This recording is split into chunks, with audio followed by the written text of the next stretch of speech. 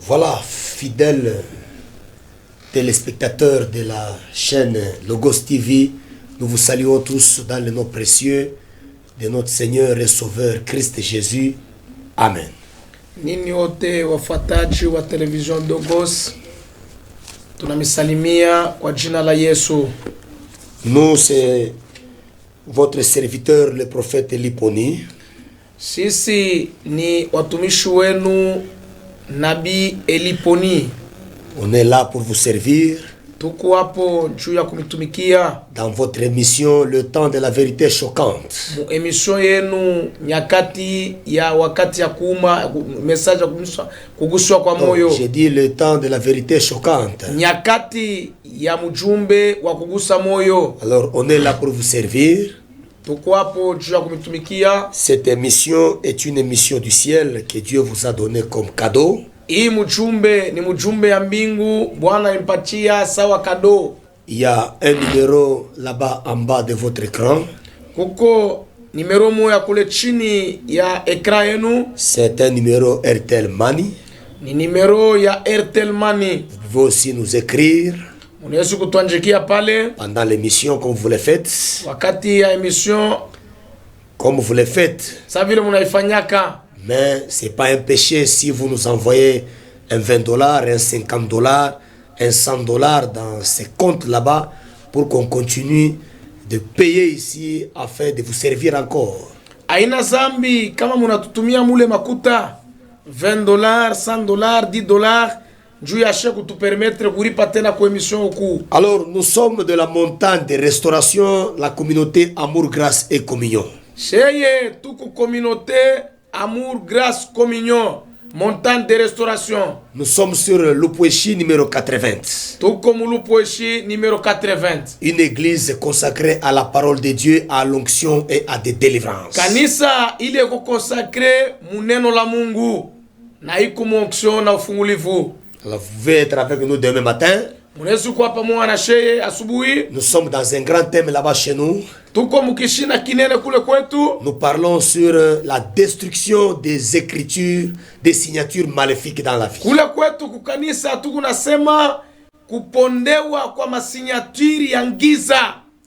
Alors demain, si vous êtes là, vous serez bénis.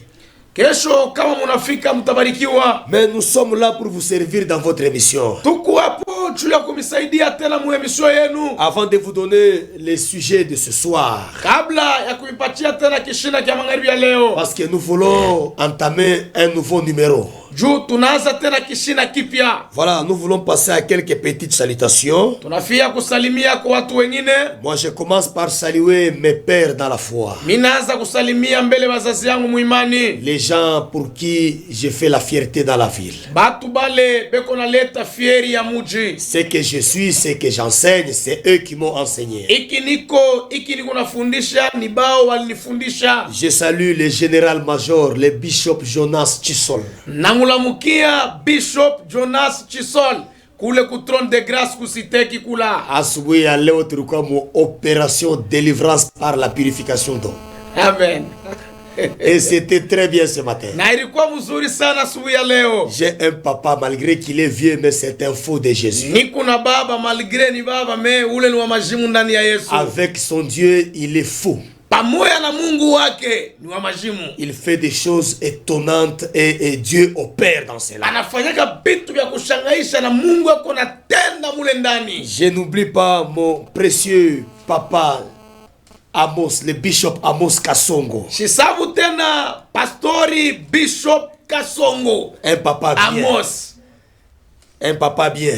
Baba mzazi wa mzuri. À la main toujours ouverte sur ses enfants. Na kumikono yake kutupaka wazi jua watoto wake. Qui accueille tout le monde et qui bénit tout le monde. Na yeye eko anabarikia mtu wote. Je n'oublierai pas le révérend bishop Barthélemy Vumba. Na mishi sabu tena babangu Bishop Barte Vumba, un homme, 40 maisons. un grand formateur. Mwalimu mkubwa yuko nafundisha na yuko na forme. Mola Kisinzela, nabenga ke Mola Kisinzela. Yetu namuitaga tu anotoneshaga njia, anoneshaga bantu mingi njia. Je les salue tous les trois au nom de Jésus. Na misalimia nini wote wazazi wangu watatu mchina la Yesu. Ils sont en train de me suivre quelque part. Na hapa beko nanifuata magharibi ya leo. Je salue toutes mes trois mamans aussi. Na mina salimia tena ba mama yangu wote watatu. Je salue maman Bijou Kamine Kasongo. Mamba Bijou Kamine Kasongo. L'élégante épouse de papa Amos Kasongo. Mama wa baba yangu Amos Kasongo. Je salue ma maman Bijou Kazadi Chisol. Mama Bijou Kazadi Chisol. L'élégante épouse de papa Jonas Chisol. Mke mwema wa papa Chisol. Jonas. Je salue également ma maman Viviane Vumba. Maman Viviane Vumba. Elle est à la fois ma mère et mon amie. Na ni mamangu muzazi tena ni rafiki yangu. On a combattu ensemble avec cette grande dame. Tulipika naye bukovi bwa nguvu ndani ya roho. Elle est en train de me suivre quelque part. Na hapa yuko ananifuata tu quelque part. J'aime mes pères quand ils me suivent. Je suis très content. Mina kaka baba wangu yuko ananifuata. Alors je salue tous les hommes de Dieu de la ville aussi. Na mina salimia bazazi bote ba muji alikasi. Tous les pasteurs de la ville. Je salue toutes les autorités de la ville de Likasi. Je salue particulièrement les pasteurs Malale depuis Trabecha. Je salue également les pasteurs Kabonde depuis Moura. Pasteur Kabonde S4 wa Moura Clément. Je salue mon ami le pasteur Jean-Marc Kalenga. Baba pasteur Jean-Marc Kalenga kule ku brasserie. Je te salue aussi. Nakusalimia baba yangu. Un homme bien. Muntu mzuri. Oui, je n'oublie pas mon bien-aimé le diacre Albert de Mont-Hermont. Na mishi kusabu wewe mtumishi diacre Albert Mota. Kule kumo Hermon kwa baba pastori Damien Kitenge. Oui, le fils légitime de papa Damien Kitenge. Mtoto wa kweli wa baba wa pastori, mshauri wa kweli Damien Kitenge. Amen. Je salue aussi le frère Cheribe Kalenga de Itel Mbukula qui me suit tous les jours. Frère Cheribe Kalenga kule kuitele Mbukula kule kunengala pa original. Tunakusalimia na wewe mtumishi wa Mungu. Sois aussi béni au nom de Jésus. Ubarikiwa na wewe mchina la Yesu. Alors aujourd'hui nous allons introduire un nouveau sujet, un nouveau numéro. Leo tunaingia tena mkishina kipya. Et je crois que ce numéro va vous bénir encore. Amina chua ikishina kitambariki tena. Nous parlons ce soir tunasemea tena magharibi ya leo sur les qualités d'une vie consacrée à Christ. Qualité ya maisha iko consacré ndani ya Yesu. Les qualités d'une vie consacrée à Christ. Qualité ya maisha ama ya uzima bule consacré ndani ya Yesu. Sans plus tarder, nous sommes dans Romains chapitre 12. Bila kuponda muda tukumu Warumi sura ya 12. J'ai oublié de saluer un grand général dans la ville. Miri sabu tena kusalimia general mkubwa ndani ya mji Likasi. Le général, moi je l'appelle l'homme du terrain. Mina muitaga mtu wa terrain. Un homme qui connaît bien la guerre. Mtu anachua bukovi mzuri. Le général Josaphat Umba. Ah, Josaphat Umba, jemadari mkubwa. Apôtre qui vient de Kolwezi. Ula anatokea Kolwezi. Pendant 7 jours, il a frappé. Tous les démons et les sorciers qui jouaient dans les vies des gens à trône de grâce, il les a sérieusement roulés dans la main.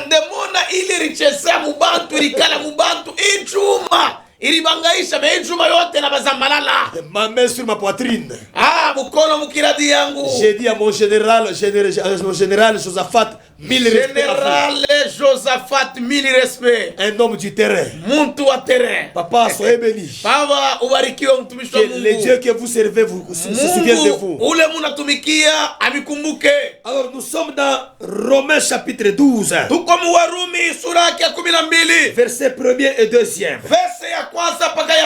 Nous lisons la parole du Seigneur. Le thème c'est les qualités d'une vie consacrée à Christ.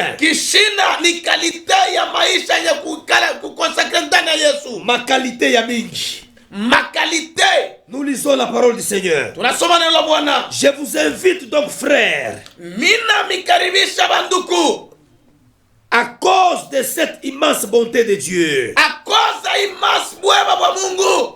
à lui offrir votre corps kwa kumtolea mili yenu comme un sacrifice vivant, sadaka moyo yenye kumshima, un sacrifice saint sakrifisi mtakatifu et un sacrifice qui plaise à Dieu. na ile inampendeza Mungu. Ce sera là de votre part un culte spirituel. Ile itakuwa sasa ndio ibada ya kiroho. Ne vous laissez pas modeler par le monde actuel, Mushibebewe na dunia ya sasa, mais laissez-vous transformer par le renouvellement de votre pensée me mujiache mukwe transforme na mafikiri yenu, pour pouvoir discerner la volonté de Dieu. juu muchunguse mapashi ya Mungu, Ce qui est bon, kizuri, ce qui lui plaît ile kinapendeza et ce qui est parfait. na kile kiema. Bien-aimés dans le Seigneur, Kupendwa ndani ya Bwana, nous voulons parler d'un sujet très important. tunafia kusemea kishina kia mafaa, Les qualités d'une vie consacrée à Christ. makalita ya maisha kukonsakre ndani ya Yesu. Parler de la consécration, Tusemee juu ya consecration, c'est pousser des chrétiens à avoir une vie d'au-delà de ce qu'ils ont déjà. ni kusukuma Wakristo bakuwe na maisha ama na bushima ya bule beko nabo sasa, Ya kupita ile ya maisha wanakuwa kupita ile beko nayo. nayo. Parler de la consécration, Tusemea juu ya consecration, c'est pousser des chrétiens ni kusukuma Wakristo à mener une vie de mise à part pour Dieu. babebe bushima ma maisha ingine mbele ya Mungu. Baanze kuishi maisha ya kuwekwa pembeni juu ya Mungu. Attention ici. Parler de la consécration, Kusemea juu ya consecration, c'est pousser des chrétiens kusukuma Wakristo à sacrifier leur vie. babebe maisha yabo Batoe baitoe, maisha yabo, à sacrifier leur plaisir du monde. bai plaisir kudunia. Wow.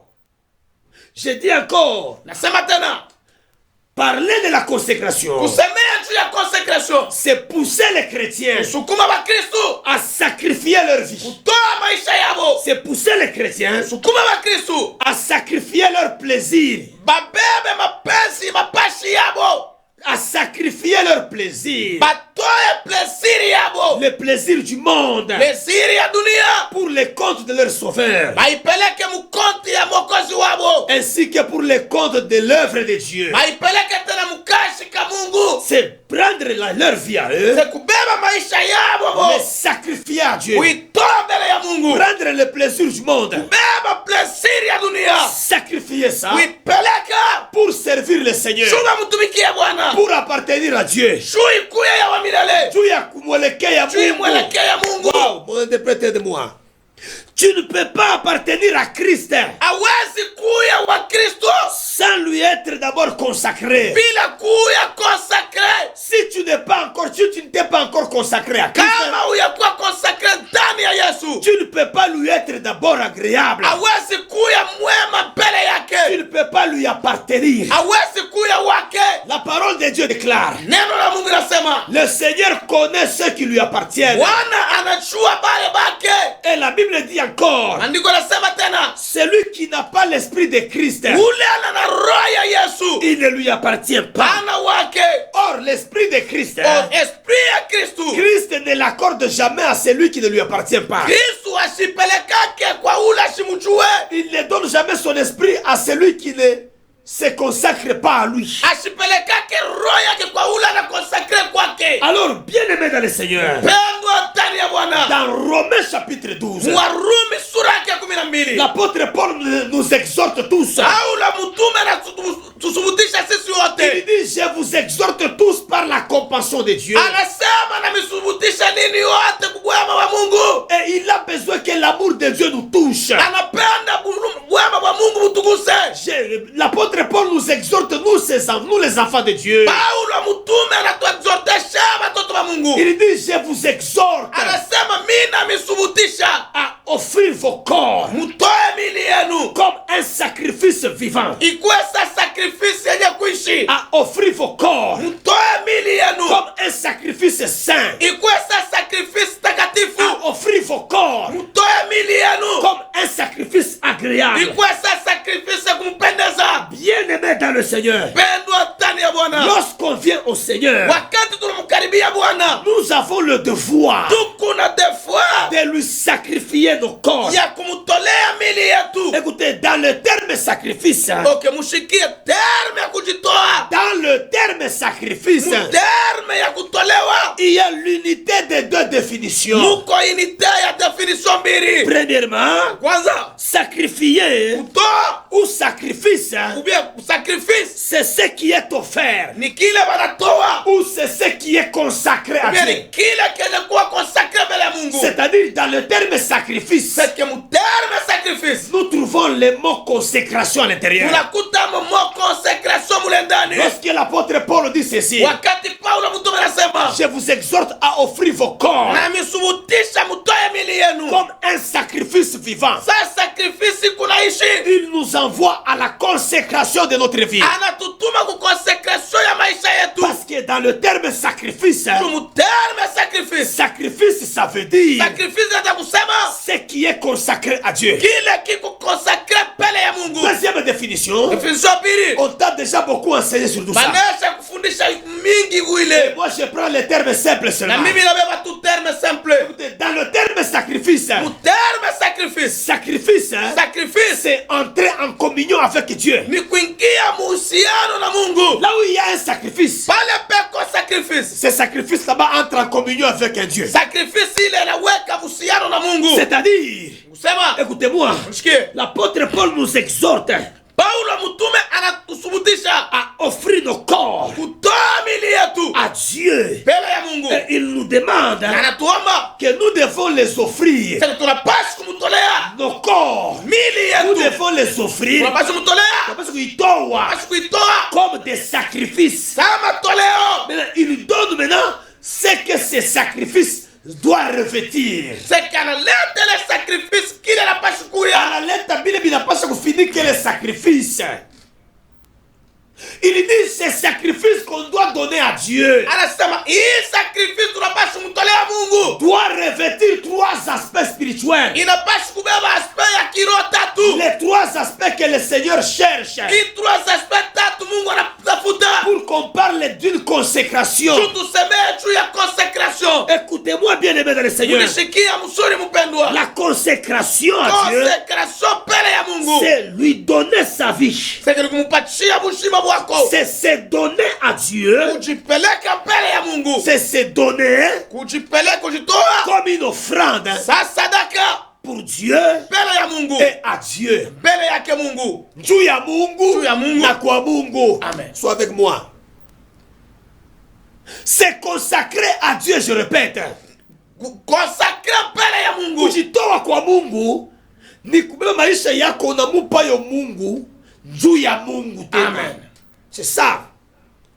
Tu te donnes à Dieu et pour Dieu. Unajitoa mbele ya Mungu na juu ya Mungu. Écoutez maintenant bien aimé de le Seigneur. Unishikia msuri mpendwa, Tu dois te donner comme une offrande. unapasi kujipeleka sawa sadaka. Voilà les trois aspects maintenant que je vais te révéler. Ona sasa maspect tatu vinafaa kurefele. Un chrétien consacré à Christ, hein, Mukristu la consacre mbele ya Kristu, il n'est pas un sacrifice mort. ana sadaka yenye kufua, Il n'est pas un sacrifice, une offrande qui sème la mort. ana ile sadaka inaleta lufu. Un chrétien qui se consacre à Christ, Mukristu la consacre mbele ya Yesu, il n'est pas une offrande ana sadaka qui cause la mort dans l'église. ile inaleta lufu ndani ya kanisa, Il n'est pas une offrande ana sadaka qui cause la mort dans la chorale. ile inaleta lufu makwaya, Il n'est pas une offrande ana sadaka qui cause la mort dans ile l'intercession. inaleta lufu ndani ya maombezi, Il n'est pas une offrande. ana sadaka, Il n'est pas un sacrifice ana sadaka qui donne la mort dans le département des mamans. ile inaleta lufu madepartement ya mama, Il n'est pas un sacrifice ana sadaka qui donne la mort ile inaleta lufu dans les comités de papa à l'église. komite ya bababa mukanisa. Non, bien aimé dans le Seigneur. Pana mpendwa, Mais un chrétien consacré à Christ, hein, Kristu la consacre ndani ya Yesu c'est un sacrifice vivant. ni matoleo yenye kuishi, C'est une offrande qui vit. ni sadaka ile kunaishi. C'est-à-dire, Sema ces chrétiens-là, ule mkristu ils participent à la vie de l'église. anapaswa kubatispe kumaisha kubushima makanisa, Il communique la vie dans tout ce qu'il fait. na anakomunike bushima mubyote bila Et nafanya, il communique la vie aux autres frères. na comme lui. analeta bushima kubandugu sa yeye C'est mwenyewe. ça ça un chrétien bien-aimé. jo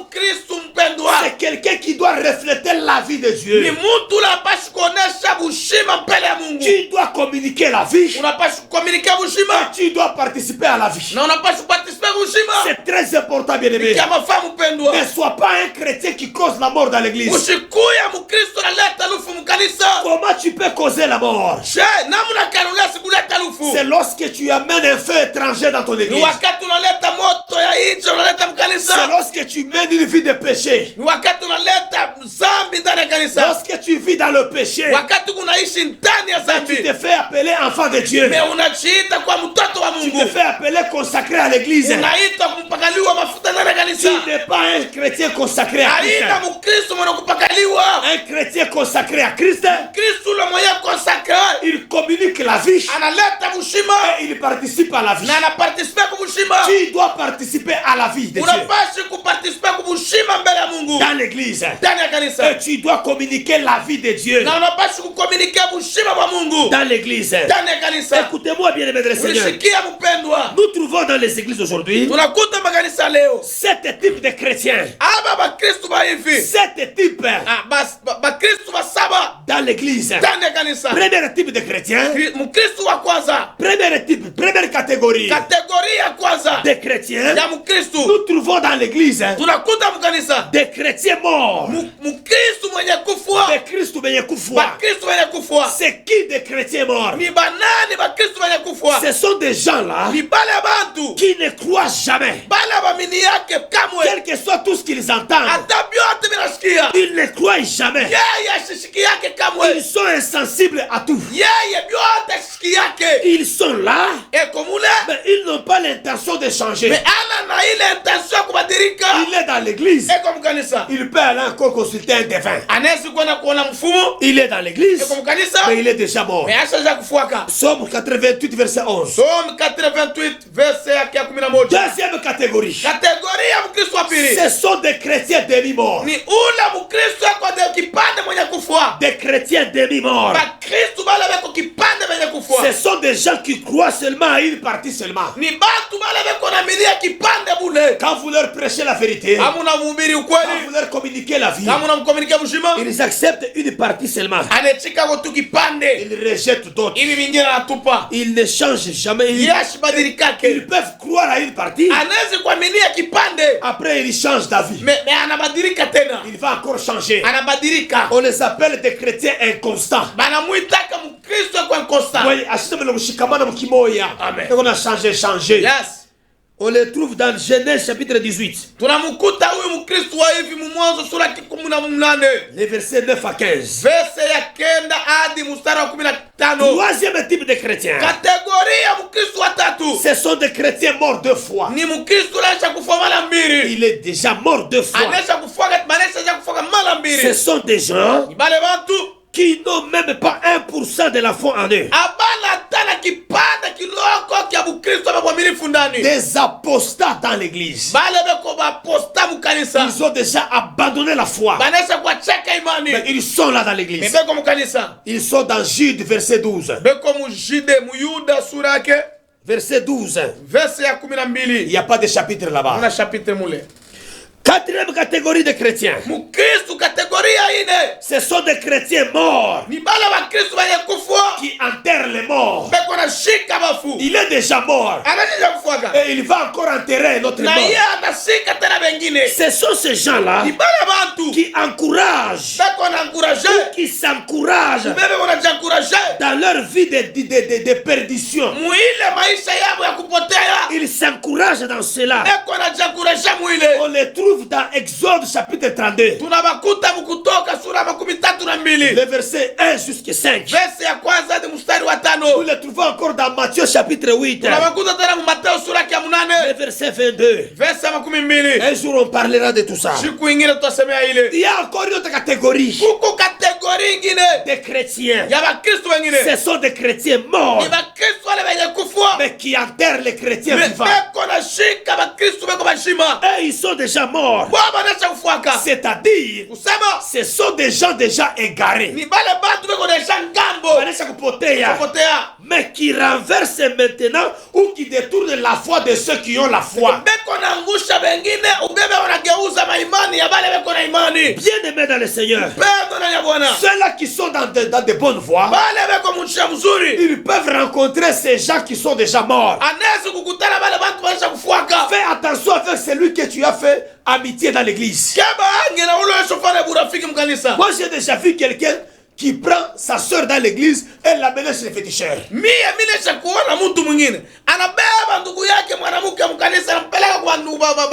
Donc il y a des gens qui sont dans l'église, qui sont déjà morts et qui veulent enterrer les vivants.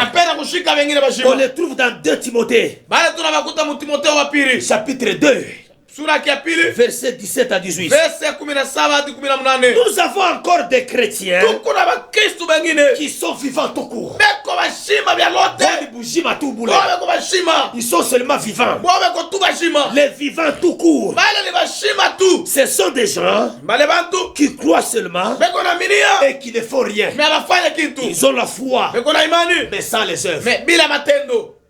Ils sont là. Ils croient à tout, mais ils n'ont pas les œuvres. On les appelle des chrétiens martyrs. Ils sont dans Jean chapitre 11. Verset 24 à 28. Une autre catégorie. Ce sont les chrétiens vivants et qui transmettent la vie de Christ aux autres.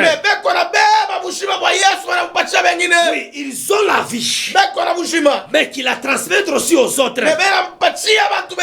Ce sont des véritables chrétiens qui portent la foi véritable. Ils ont la foi potentielle et qui transmettent cette foi aux autres. Ils peuvent sauver ceux qui sont déjà perdus. On les trouve dans Luc chapitre 15 verset 32. On les trouve dans Jacques chapitre 5 verset 19 à 20. Amen, amen. Amen. Alors ce sont ces gens-là qui sont dans la dernière catégorie. Ce sont ces gens-là qui sont des chrétiens consacrés à Dieu. Non, consacrés à Christ. Ça veut dire quoi, Christ, comme des sacrifices vivants. Amen. Parce qu'eux sont là pour communiquer la vie. Tout chrétien doit être vraiment de cette catégorie-là. Je te pose la question, toi tu es dans quelle catégorie? Ne sois pas dans la catégorie des chrétiens morts. Ne sois pas dans la catégorie des chrétiens demi-morts. Ne sois pas dans la catégorie des chrétiens morts qui enterrent les morts. Ne sois pas dans la catégorie des chrétiens morts qui enterrent les vivants. Ne sois pas dans la catégorie des vivants tout court. Mais sois dans la catégorie des vivants qui communiquent la vie. Parce que celui-là c'est un sacrifice vivant. Celui-là c'est un sacrifice vivant. Bien-aimé dans le Seigneur. Bien-aimé dans le Seigneur. Tu dois tout faire pour te présenter à Christ comme un sacrifice vivant. Tu participes à la vie et tu communiques la vie. Même toi, homme de Dieu, ne sois pas un pasteur sacrifice vivant, sacrifice mort. Ne sois pas un pasteur, ne sois pas un prophète, ne sois pas un bishop, ne sois pas un apôtre, ne sois pas un ancien qui amène les gens ou qui communique la mort aux fidèles, qui attire la mort aux fidèles. Non, ne sois pas ce chrétien-là. Ne sois pas cet homme de Dieu-là. Ne communique pas la mort à l'assemblée. Ne communique pas la mort aux gens qui te suivent.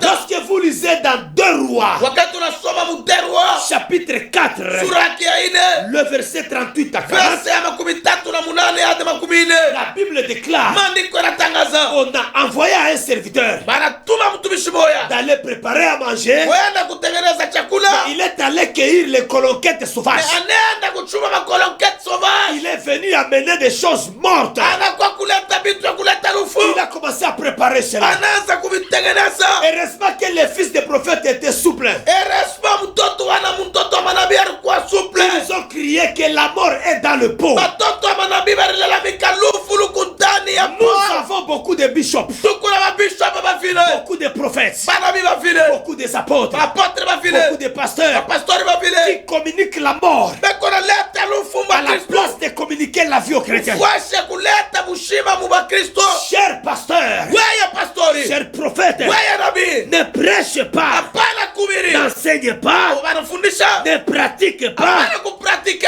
des choses vitu qui attirent la mort bila vinaleta lufu dans la vie des chrétiens. maisha wa Kristo. Non. Hapana, Ne communique pas la mort. hapana kuleta vile. Tu dois être Unapaswa kuya un prophète de sacrifice vivant. nabii sacrifice kunaishi. Tu dois être Unapaswa kuya un pasteur sacrifice vivant. pastori sadaka kunaishi. C'est la qualité que tu dois avoir. Ile ni kalita unapaswa kuya nayo. Ta vie doit être consacrée à Christ Maisha yako unapaswa kuwa consacré mbele ya comme Yesu. un sacrifice vivant. Sa sacrifice kunaishi. Lorsque tu veux enseigner, Wakati unafundisha, enseigne des choses fundisha vitu, qui communiquent la vie. komunika vitu, Pratique des choses pratika vitu, des prophétiques bia kunabii qui communiquent la vie. vile vikunaleta Ne bushima. communique pas la mort aux gens. Hapana kuleta lufu mu bantu. Tout ce que tu veux faire, Pia watu vinafanya fais-le fanya avec l'intention de communiquer la vie. na intention ya komunika bushima. Bien-aimé dans le Seigneur, Pendo na Bwana. lui-même Jésus, Ya mwenye Yesu quand il était sur la terre, wakati alikuwa dunia il a beaucoup enseigné. alifundisha vyote. Après avoir enseigné, Kisha fundisha il va dire aux disciples, bia mitume, les paroles que je vous ai dites hii neno nilimiambia sont esprit et vie. iko ya bushima. Iko bujima na roho. Yes, Sont esprit et vie. iko bushima na roho. Ce que nous prêchons, nous les prophètes, Iki tunahubirisha la pastori ça doit communiquer la vie. kinaleta bushima, Et ça doit communiquer l'esprit. kinaleta tena roho. Ne communiquons pas la mort. Hapana kutangaza lufu. Le ministère à la parole, Hii huduma ndani ya neno, c'est un ministère. hii huduma, Écoutez, le ministère à la parole, huduma ya neno c'est une dispensation de la vie de Dieu aux gens. ni kuleta bushima ndani ya bantu. Oui, c'est une dispensation Ni kutangaza kutoa bushima, kuleta de bushima, la vie de Dieu chez les gens. bushima ya Mungu ndani ya bantu. Au commencement était la parole. Mwanzo ilikuwa neno, La parole, c'est la vie. neno ni bushima. Lorsque nous la prêchons, Wakati tunaihubiri nous dispensons la vie. tunaleta bushima. C'est quelle vie nous Ni dispensons? bushima lakini C'est la tunaleta vie de Dieu que nous bushima dispensons. wa Mungu tunaleta. Tout celui qui est appelé ministre, Ule wote anachita minister, il est ministre à la parole. eko minister wa Et neno. le ministère à la parole, Minister huduma ya neno c'est une dispensation ni kuleta bushima de la parole de Dieu ya neno la Mungu aux gens, bantu, pas la dispensation de la mort. na aina kuleta lufu. Ne sois pas un dispensateur de la mort. Ushikuya muntu eko anakomunike lufu mu Ne bantu. sois pas un dispensateur de la mort. Ushikuya muntu anatoa analeta lufu mu Mais bantu. tu dois dispenser la vie. Unapaswa kuleta Tu bushima, dois dispenser la vie. unapaswa kuleta bushima. Est-ce que ta doctrine communique la vie aux gens? Est-ce que doctrine yako kunayo inaleta bushima mu Est-ce bantu? que ça communique les zoé de Dieu? Est-ce que unaleta zoe ya Mungu? Parce que zoé, c'est la vie de Dieu. Zoe ni bushima wa Mungu. Est-ce que ton enseignement communique zoé? Est-ce que mafundisho yako wewe inaleta zoe? Est-ce que ta pratique spirituelle communique zoé? Mapratiki ile unafanya inaleta zoe? Sois un sacrifice vivant, homme de Dieu, Uya sacrifice kunaishi dans l'église kanisa et dans l'œuvre de Dieu. kashika Mungu. La Bible dit ceci. Maandiko yanasema Je hivi, vous exhorte mina misubutisha à offrir vos corps mujitoe mili yenu comme un sacrifice saint. sa sacrifice takatifu. Un chrétien consacré à Christ, Mkristo la consacre mbele ya Yesu il est un sacrifice saint. eko sacrifice takatifu. C'est-à-dire, Kusema il ne mélange pas les choses sacrées, asichangake vitu vili kusakre, les choses saintes, vitu vitakatifu, les choses de Dieu vitu vya Mungu, avec les choses du monde. vitu vya dunia. Il ne les mélange jamais. Asivichangake kamwe, Il se met à part. me anaiweka ngambo, Anajiweka yeye mwenyewe anajiweka pembeni. ngambo, Il se met à part anajiweka ngambo de toute souillure. muile uchafu wake. Anajiéloigner na buchafu bote. Il s'éloigne de toute souillure du monde. Anajitweka ngambo na mchafu wote wa dunia. Anajiweka mbali na machafuko yote ya dunia. Paski anajua kusema ule Mungu alimuita. Ule Mungu kula anajitoa ni Mungu mtakatifu. Yes. Il sait que son Dieu c'est un Dieu saint. Anajua Mungu ule alimuita ni Mungu mtakatifu. C'est un Dieu saint. Ni Mungu mtakatifu. Ne sois pas un chrétien Ushikuye Mkristo qui mélange les choses sacrées de Dieu anachanga vitu vikusakra vya Mungu avec les choses profanes du monde. na vitu vya dunia. Wewe moya uko rempli du Saint-Esprit. Wewe moya unakunya mpombe. Yes. Wewe moya rempli des dons spirituels. Yes. Wewe moya musharati. Tu ne peux pas mélanger les deux choses. Hawezi kuchanga vitu viwili. Lorsque tu mélanges les choses sacrées, wakati unachanga vitu sacré, vitu vitakatifu, tu mélanges les choses sacrées unachanga vitu vitakatifu avec les choses sales, na vitu vya uchafu. Tu vas vivre Jérémie chapitre 15. Utaishi Yeremia sura 15. Les versets 18 et 19. Verset 18 na 19. La Bible dit pourquoi ma souffrance est-elle continuelle? Maandiko yanasema juu ya nini mateso yangu inaendelea? Et pourquoi ma plaie est-elle douloureuse? Juu ya nini kilonda changu kikumana dumu? Et ne veut-elle pas se guérir? Kipea kipone. Jérémie se posait la question. Yeremia anajiuliza. Dieu lui dit ceci. Mungu anamwambia. Au verset 19. Verset 19. Tu es malade. Uko mgonjwa. La souffrance est continuelle. Mateso yako inaendelea. Ta plaie est douloureuse. Kilonda changu kikumana dumu. Elle ne veut pas se guérir. Akipone kamwe. Parce que tu as mélangé ce qui est vil. Tu as mélangé ce qui est sale avec ce qui est sacré. Si tu sépares ce qui est sacré et ce qui est sale, alors je te répondrai. Je te guérirai.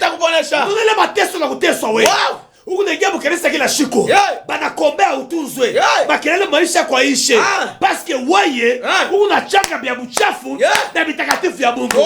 Wewe moyo kwa Mkristo banakuweka tentiri sa utaimba na feregola. Wewe moyo kwa Mkristo ukunalewa sandumba. Wewe moyo kwa Mkristo unatemela mabibi ya bantu. Koma mateso takuachia fashi. Tu dois te présenter devant Christ comme un sacrifice saint. Parce que c'est lui qui t'a appelé. Il est très saint. Écoutez ce qu'il dit. Nous sommes dans Lévitique chapitre 20. Écoutez ce qu'il dit. Lévitique chapitre 20. Wow, ça commence à monter. Verset 26. Vous serez saints pour moi. Écoutez, vous serez saints pour moi. Car moi l'Éternel, je suis saint et je vous ai mis à part. Pembeni, je vous ai mis à part des autres peuples pour que vous m'apparteniez. Dieu dit ceci.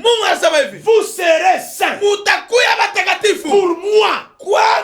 Bien-aimé dans le Seigneur, une vie consacrée à Christ, c'est une vie de sainteté.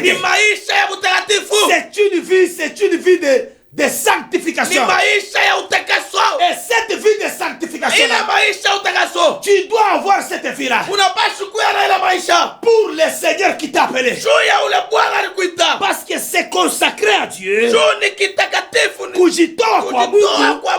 C'est se donner à Dieu et pour Dieu comme une offrande. Dieu dit vous serez saints pour moi. Pour moi, vous serez saints. Parce que moi, Dieu qui vous ai appelé, je suis saint. Et je vous ai mis à part. Mettre à part, c'est sanctifier.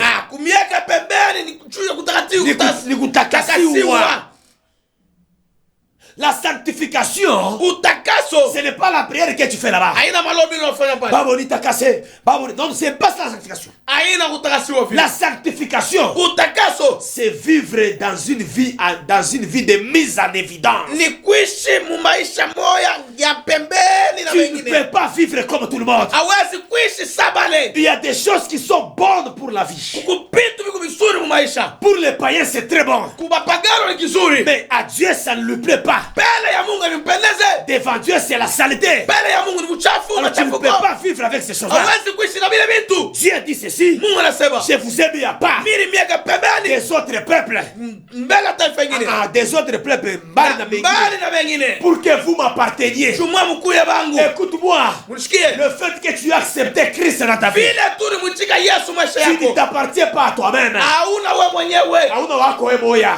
Tu ne t'appartiens, mais tu n'appartiens même pas à tes parents. Hauna hata wa wazazi yako Tu wenyewe. n'appartiens même plus à ta tribu. Haina hata wasabu wa mkabila yenu. Tu n'appartiens même plus à l'État. Hauna tena hata wa kuleta. Mais tu appartiens maintenant à Christ. Huku wa Yesu. Tu appartiens à Christ. Huku wa Yesu. Et tu dois vivre Na unapaswa kuishi dans une vie de mise à part. maisha moya pembeni. Parce que toi, Tuweye. tu n'es pas comme tout le monde. Hauna sama tu wote. Lévitique 19, Walawi sura 19. le verset 2. Verse ya pili. Dieu dit encore. Mungu anasema Il tena. insiste là.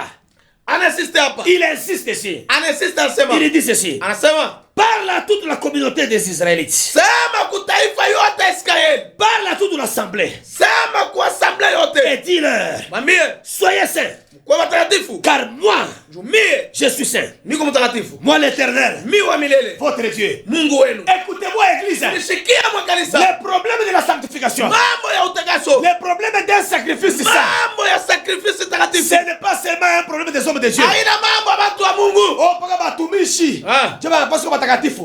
Toute l'assemblée est appelée à vivre dans la sainteté. Kanisa yote kanaitwa kaishi mutakaso. Plusieurs fois l'apôtre Paul, Plusieurs fois Paulo mtume. il est en train de dire, Eko anasema à la fin de ses écrits, de ses lettres, anasema kumwisho ya maandiko yake. saluez tous les saints du monde. Musalimia matakatifu wa kudunia. Ceux-là qu'il appelle les saints, Bale banaitwa ce matakatifu. sont les chrétiens. Makristo.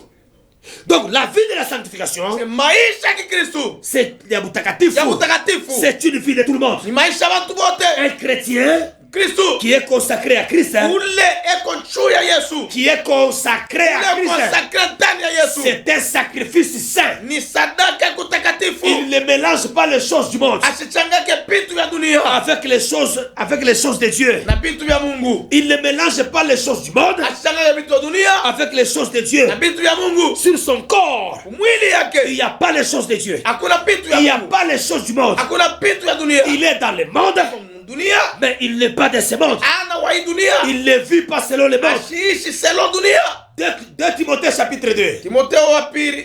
2 Timothée chapitre 2. Timotheo wa pili sura ya pili. Le verset 21. Verse ya 21. La Bible déclare, Maandiko yanasema si donc quelqu'un se conserve pur, kama mtu anajikonservia kwa mtakatifu il sera un vase d'honneur, atakuya vatone sanctifié, utakatisiwa utile à son maître iku ya mafambe ya mwalimu et propre à toute bonne œuvre. na propre mukaji yote. Ça veut dire, Sema dès que le Seigneur Dieu te choisit, kama wakati Mungu anakuchakula, dès que le Seigneur Dieu te choisit, wakati Bwana anakuchakula, directement toi là, pale pale wewe la qualité de vie que tu dois avoir, kalite ya maisha unapaswa kuwa nayo. tu dois avoir la qualité de vie de sainteté. Unapaswa kuwa mkalite ya maisha mtakatifu. Tu dois te sanctifier. Unapaswa kujitakasa. Tu dois vivre dans la sanctification. Unapaswa kuishi mutakaso. Il ne faut pas vivre Hapana kuishi dans des souillures. Il ne muchafu. faut pas vivre Hapana kuishi dans la saleté. muchafu. Un chrétien, Kristo c'est quelqu'un ni mtu qui ule vit eko naishi dans la sanctification. mutakaso. Tu dois vivre Unapaswa kuishi comme un sacrifice saint. sa sacrifice ya utakaso. Bien aimé, la vie de sainteté, Maisha mpendo, maisha mtakatifu. la vie de la sanctification Maisha utakaso nous dispose inatuweka à répondre kwa kuchimbia à notre consécration, konsekrasio yetu à notre Seigneur kwa Bwana wetu et à son service. na kukazi yake. Kama una maisha ya utakaso, Ah. hautakuya ule atakuya propre, hautakuya consacré juu ya Mungu. Amen. Parce que Dieu n'utilise pas des choses sales. Yes. Mungu asitumikishake vitu vichafu. La plupart des hommes de Dieu, ou quoi diacre, ou quoi ancien, ou quoi prédicateur, la plupart des hommes de Dieu, la plupart des chrétiens qui ne vivent pas dans la sanctification, et ils ne font pas de grandes choses avec Dieu. Parce qu'ils ont parce qu'ils sont très sales. Alors, bien aimé dans le Seigneur, je pense qu'on va continuer la semaine prochaine. Je voulais faire seulement une introduction aujourd'hui. On va revenir là-bas le samedi prochain. Écoute-moi, écoute-moi. Tu dois vivre comme un sacrifice saint. Tu ne peux pas vivre comme tu veux. En devenant enfant de Dieu, en donnant ta vie à Christ, tu dois te présenter devant lui comme une offrande sainte. Je te dis un sacrifice. C'est ce qui est offert, c'est ce qui est consacré à Jésus. Dieu ne reçoit pas des choses sales. Jésus n'est pas mort à la croix. Jésus ne s'est pas laissé à la croix pour que tu viennes à l'église et que tu continues à t'essuyer même dans l'église.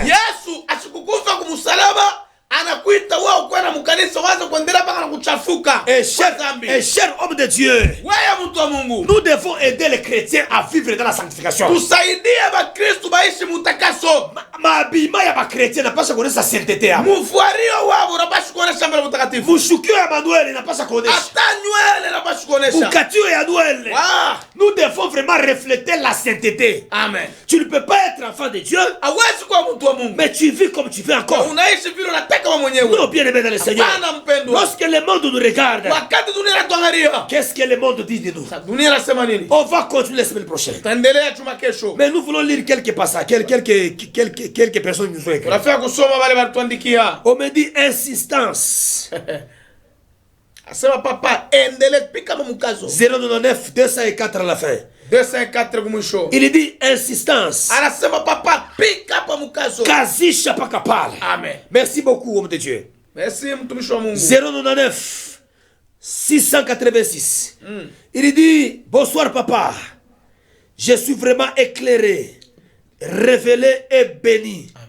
Que le Dieu qui vous a appelé au ministère vous comble de son onction. C'est frère Samuel. Frère Samuel, merci. Oh, frère Samuel, merci. Merci beaucoup. Et j'ai dit Amen. Amen. Là, c'est mon fils Jacques. Jacques. Papa Anaël. Il dit, mon papa, je vous suis aujourd'hui, je suis à l'écoute. Amen. Il dit, avance papa, Nibiakweri, merci beaucoup. Encore mon fils Meshach. Il dit bonsoir papa, c'est frère Meshach. Je vous suis 5 sur 5. Conducteur Meshach. Insiste papa, Amen. Amen. Et il y a d'autres appels. Merci beaucoup. Merci. En tout cas, nous allons continuer la semaine prochaine.